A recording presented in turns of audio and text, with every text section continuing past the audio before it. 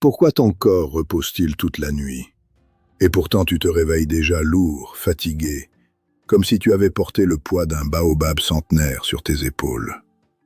Dans la sagesse ancestrale africaine, on sait que la fatigue la plus dangereuse n'est pas celle des jambes après une longue marche, mais celle de l'âme qui refuse de danser avec le rythme de la vie. Les vieux sages du village disaient souvent « Le corps peut dormir, mais si l'esprit continue de courir après des fantômes, il rentrera toujours essoufflé au matin. » Cette lassitude silencieuse que tu portes, même après le sommeil ou les vacances, est un message sacré venu de tes ancêtres. Elle te murmure « Arrête de lutter contre ce qui doit couler comme la rivière. Reviens à toi. » Nous n'allons pas la combattre avec force. Nous allons la saluer comme on salue un ancien qui entre dans le cercle du feu. Bonjour à tous.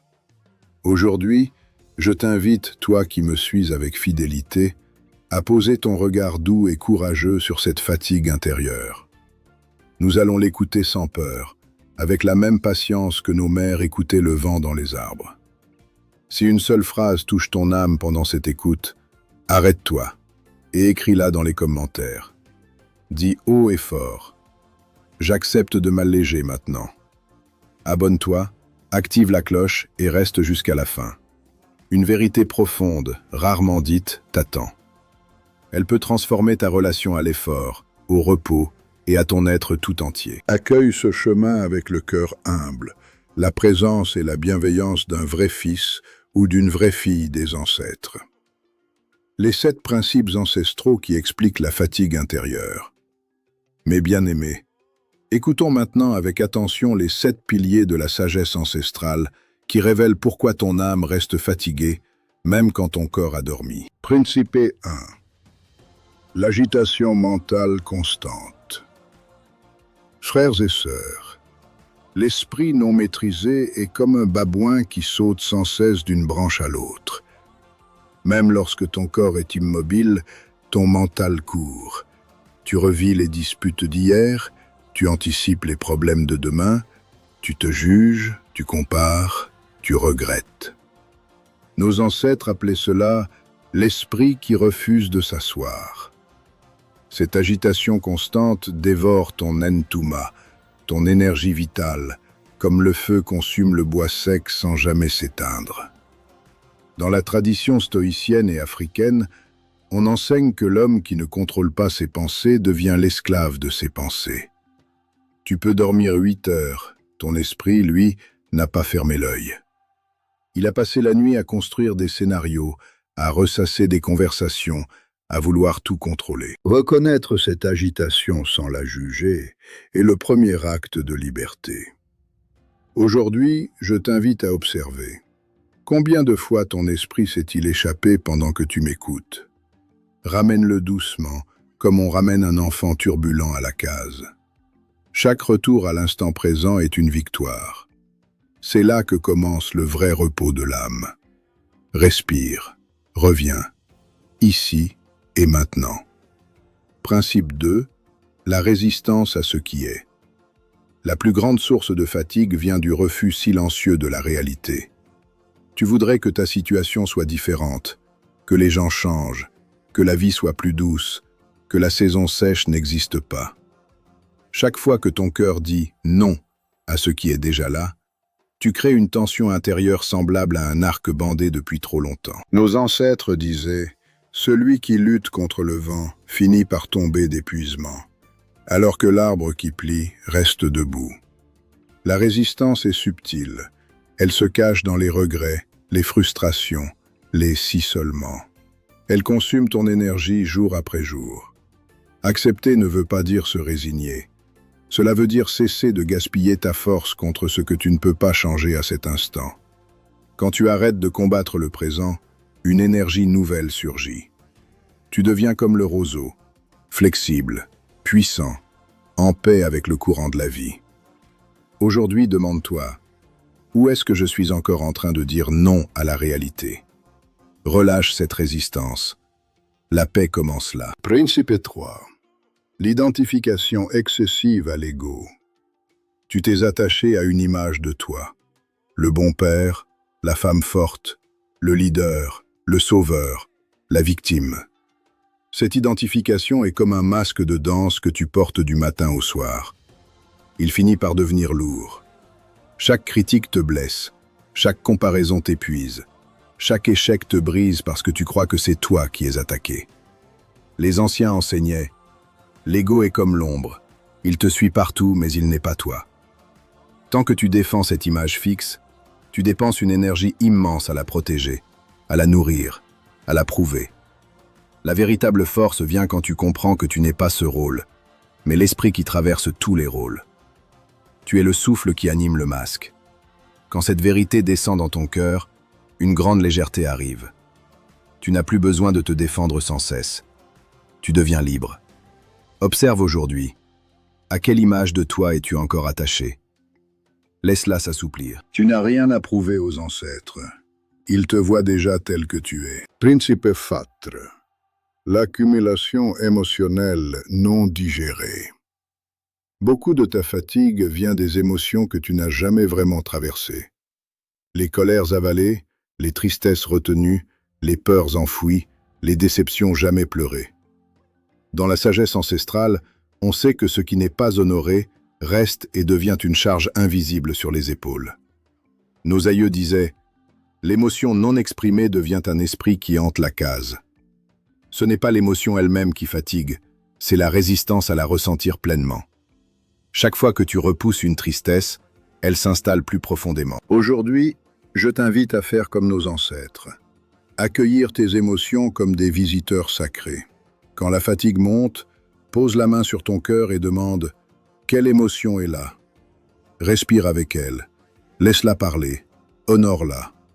Tu verras qu'elle n'est pas ton ennemi mais une messagère. En l'accueillant avec compassion, tu libères l'énergie qu'elle retenait depuis longtemps. Ton corps et ton âme s'allègent naturellement. Principe 5. L'attachement au résultat. Tu fais des efforts, mais tu attends toujours quelque chose en retour. La reconnaissance, le succès, la sécurité, l'approbation. Cet attachement crée une tension permanente. Quand le résultat n'arrive pas comme tu l'espérais, la déception vient s'ajouter à la fatigue. Les sages africains et stoïciens enseignent la même vérité. Agis avec tout ton cœur, mais détache-toi du fruit de ton action. Sème comme si tu devais vivre 1000 ans, mais reste libre comme si tu allais mourir demain. L'action juste, faite sans attente, libère une force immense. Tu ne vis plus suspendu à l'issue. Regarde ta vie. Où est-ce que tu fais encore des choses en étant accroché au résultat? Relâche cette corde. Fais ce qui est juste, avec excellence et amour, puis laisse la vie décider. C'est dans ce détachement que naît une paix profonde et une énergie renouvelée. Tu agiras mieux, avec plus de puissance et moins de souffrance. Principe 6. La confusion entre repos et fuite. Tu crois te reposer en scrollant sur ton téléphone, en regardant des séries jusqu'à minuit ou en dormant pour oublier. Mais ce n'est pas du repos. C'est de la fuite. Le vrai repos n'est pas l'absence d'activité, c'est la présence pleine et consciente. Nos ancêtres savaient que celui qui fuit, son esprit l'emporte avec lui partout où il va. Sans présence, même l'inactivité devient épuisante parce que ton mental continue de tourner. Le véritable repos régénère seulement quand tu es pleinement là, sans distraction. Apprends à être avec toi-même. Assieds-toi sans rien faire. Marche sans musique. Reste en silence quelques minutes. Reviens dans ton corps. Ressens tes pieds sur la terre. C'est là que l'âme se recharge vraiment. Aujourd'hui, choisis un moment pour ne rien faire d'autre qu'être présent. Tu découvriras un repos que aucun écran ne peut te donner. Principe 7.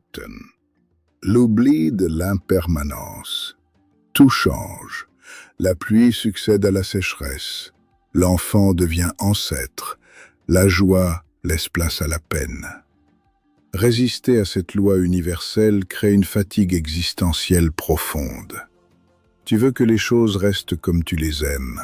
Tu t'accroches aux gens, aux situations, à ta jeunesse, à tes succès.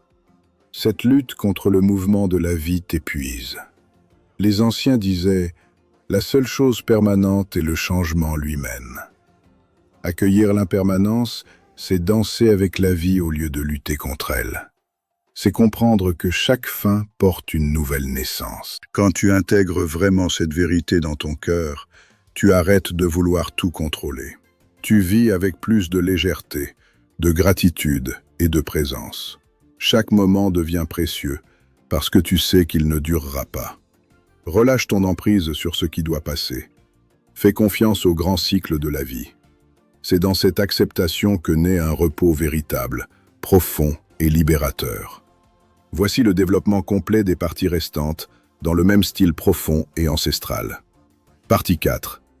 Les 7 pratiques sacrées pour retrouver le repos de l'âme. Mes fidèles, après avoir compris les causes, passons maintenant à l'action.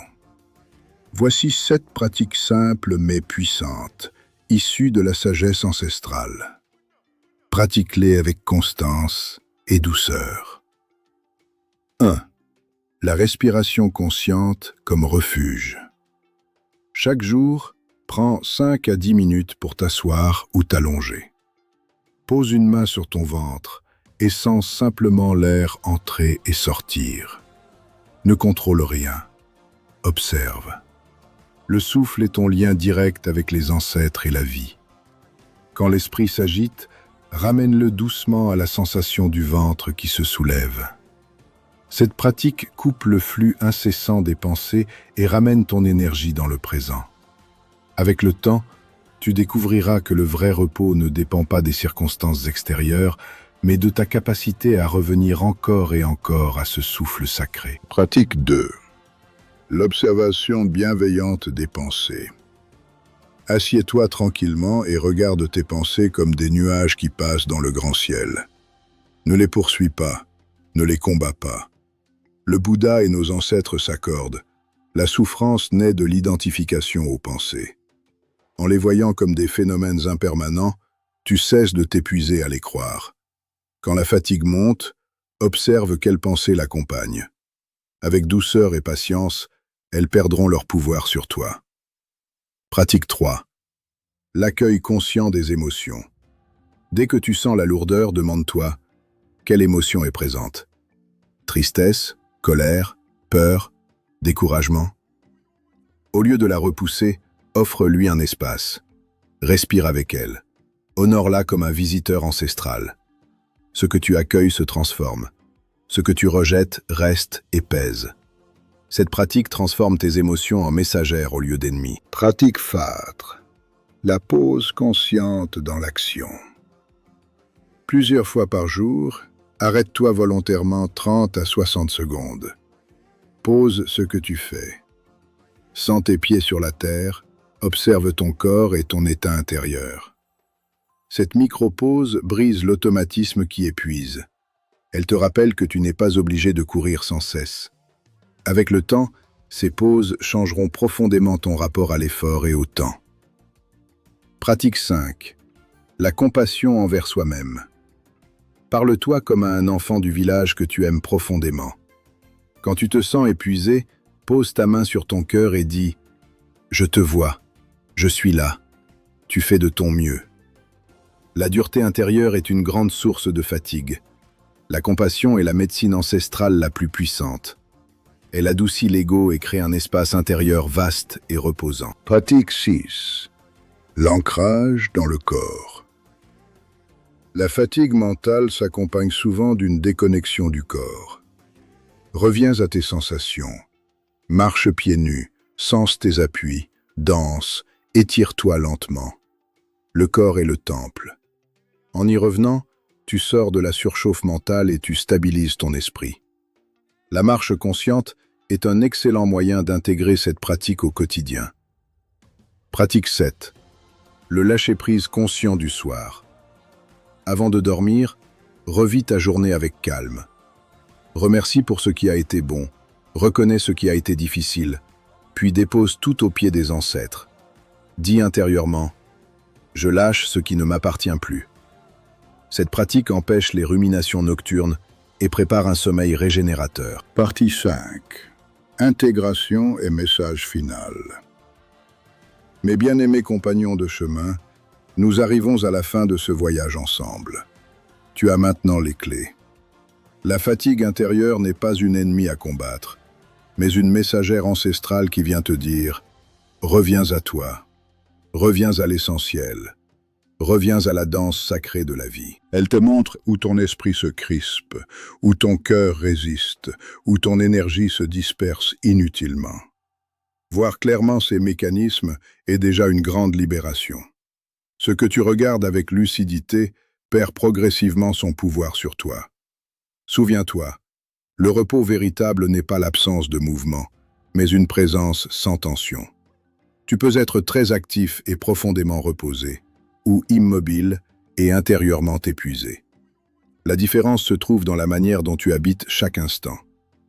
Garde cette question vivante en toi dans les jours qui viennent. Et si ma fatigue n'était pas un problème à résoudre, mais une sagesse ancestrale à écouter? Si ce message a touché ton âme, abonne-toi à la chaîne, active la cloche de notification et partage cette vidéo avec ceux que tu aimes. Ensemble, nous faisons revivre la grande sagesse oubliée.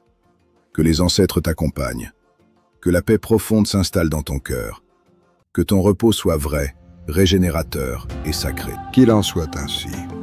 Je te retrouve très bientôt pour un nouveau voyage au cœur de la sagesse ancestrale. Agrandissons notre communauté pour plus de sagesse